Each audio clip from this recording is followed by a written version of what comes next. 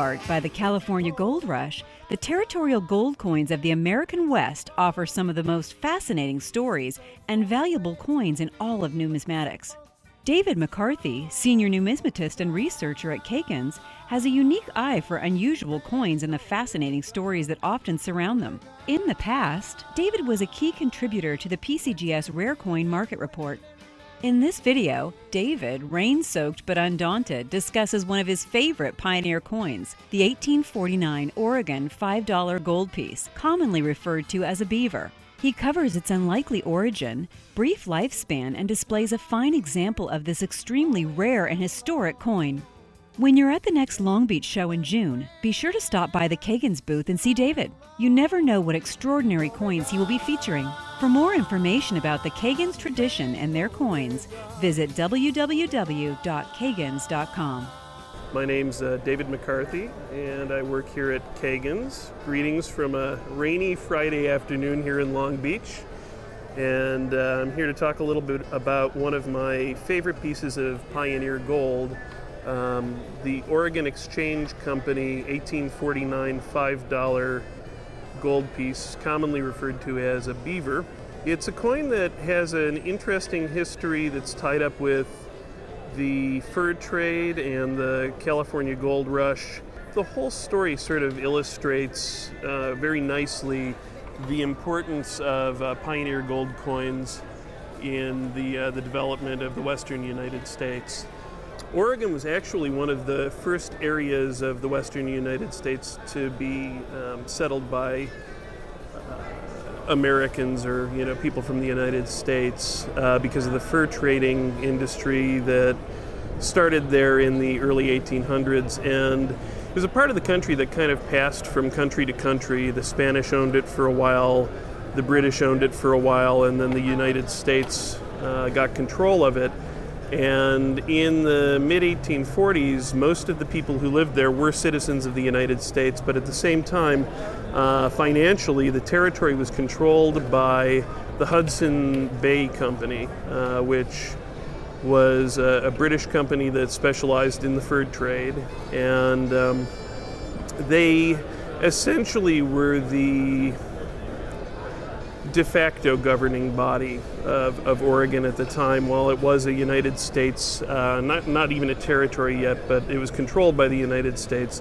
The Hudson's Bay Company actually was the financial powerhouse there, and if you lived there, you were going to have to do trade with them.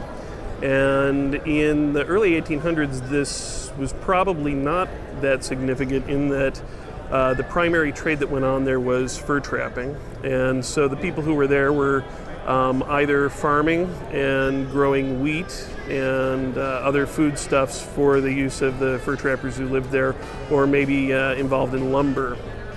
And so there was a barter system there that worked as well as a barter system is likely to work, which is to say not very well, but well enough. However, in the late 1840s, with the discovery of gold in California, everything changed. The citizens of Oregon were some of the first people down in the gold fields of California, and they were some of the first people to bring gold back home from California. And this created a situation where the very powerful Hudson Bay Company was able to set the price for the gold dust and nuggets that were coming back from California, and where in San Francisco people were getting $16 an ounce for their gold nuggets and dust, people in Oregon were only being paid maybe $11 an ounce by the Hudson Bay Company.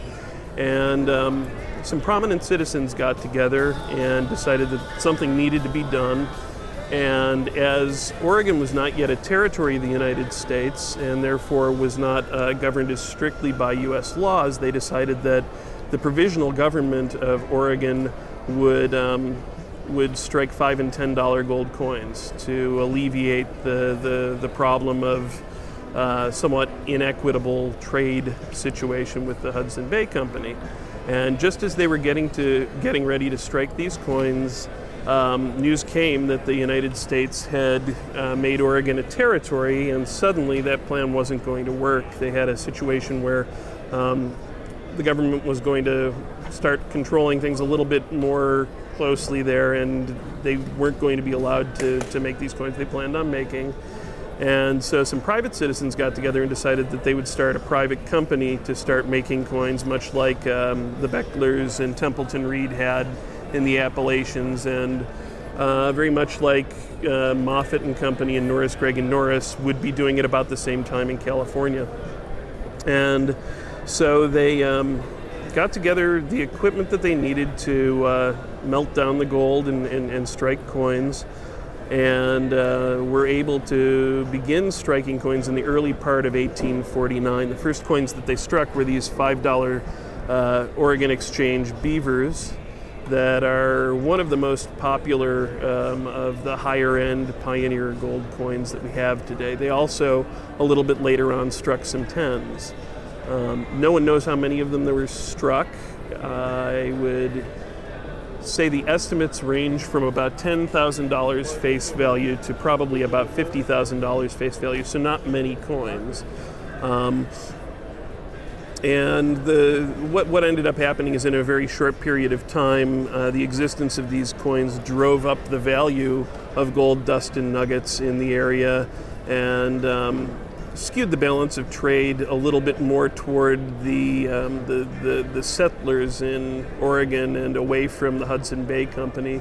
And so within 6 months they'd essentially solved their problem, and they had a slightly more agreeable means of exchange.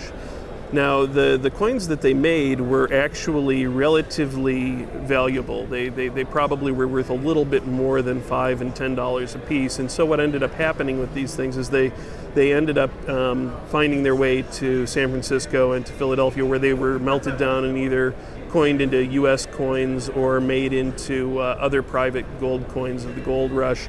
And as a consequence, today there are fewer than 50 known 1849 $5 Oregon Exchange Company beavers, and probably fewer than 25 or 30 of the $10 coins, many of which are impounded in museums, making them one of the very most desirable of all pioneer gold coins. Another thing that sort of lent to their popularity is the beaver motif on the front of the coin, which at the time was not yet adopted as the emblem of the state of Oregon, but was incorporated into it soon after.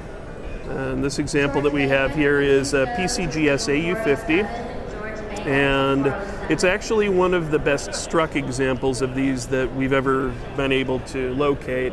Most of them are very, very weakly struck because the machinery that they used to strike these coins during the gold rush was exceptionally crude. They actually took old used up wagon wheels and melted down the iron from the wagon wheels in order to make the coining equipment that was used to make these. And so you can kind of get an idea of what sort of technical considerations they found themselves up against when they were making these. And so when you see a 5 or a 10, ordinarily they're very weakly struck. As a matter of fact, the finest 10 I've ever seen has the surfaces of what I would describe as maybe a choice uncirculated coin, an MS-63, but it has absolutely no design whatsoever in the middle. It's perfectly flat because they weren't able to get enough force to strike it properly. In AU like this, these are approximately a $100,000 item. I'm aware of similar coins trading hands at a little bit over that level in the last month or so. And I'm also aware of a higher grade piece, an AU58, trading hands for well over that amount.